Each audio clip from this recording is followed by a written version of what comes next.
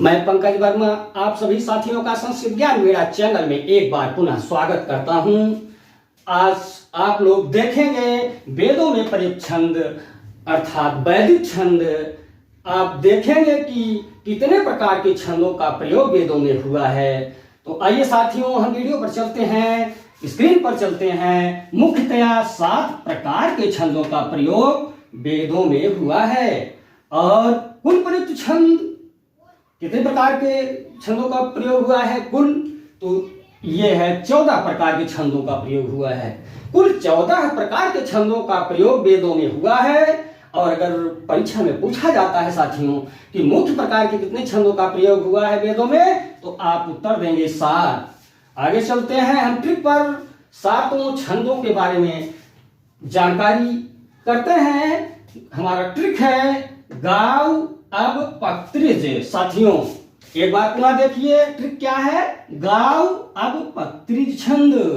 तो साथियों हम देखते हैं कि प्रत्येक अक्षर से किस छंद का स्पष्टीकरण होता है।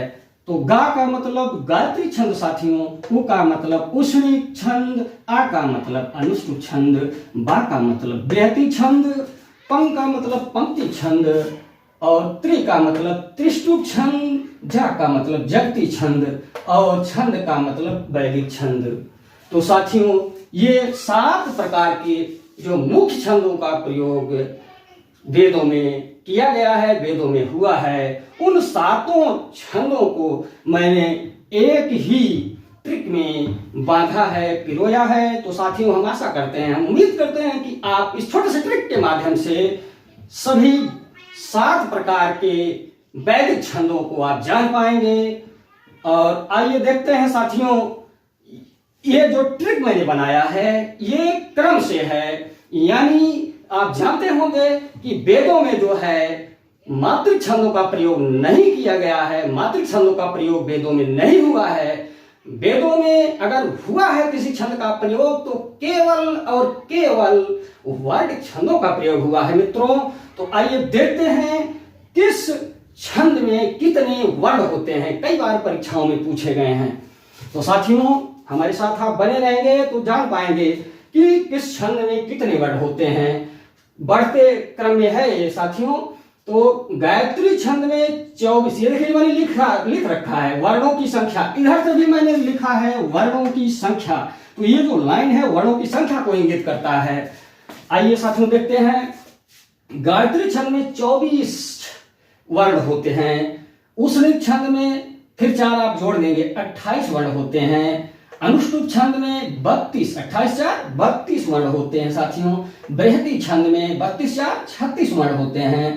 पंक्ति छंद में 36 4 40, 4 4 जोड़ते जाएंगे आप, 4 4 प्लस करते जाएंगे तो अगला छंद आपको मिलता जाएगा। और त्रिष्टुप छंद में कितने वर्ण होते हैं, 40 में 4 जोड़ देंगे 44 वर्ण होते हैं। और अंतिम 7वें छंद में जगती छंद में कितने वर्ण होते हैं साथियों, 48। इस तरह से गायत्री, उष्णी, अनुष्टुप, बृहति, पक्ति, त्रिष्टुप और जगती छंदों में, इन 7 प्रकार के वैदिक छंदों में, वेदों में प्रयुक्त छंदों में किस छंद में कितने वर्ण होते हैं, आज मैंने इसको भी जान लिया। आज हम लोगों ने इसको भी जान लिया।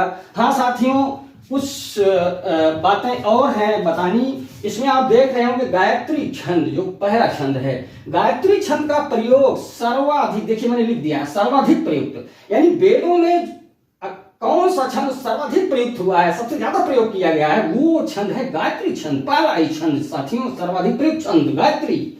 और इसके अतिरिक्त कौन से छंदों का प्रयोग वेदों में सर्वाधिक हुआ है, तो साथियों त्रिष्टुप का भी प्रयोग काफी अधिक मात्रा में हुआ है, जगती छंद का भी प्रयोग हुआ है।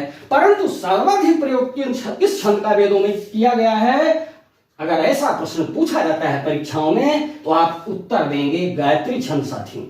तो आप लोगों को मेरा साथ देने के लिए, मेरे वीडियो में अंत तक बने रहने के लिए आप सभी साथियों का बहुत बहुत धन्यवाद।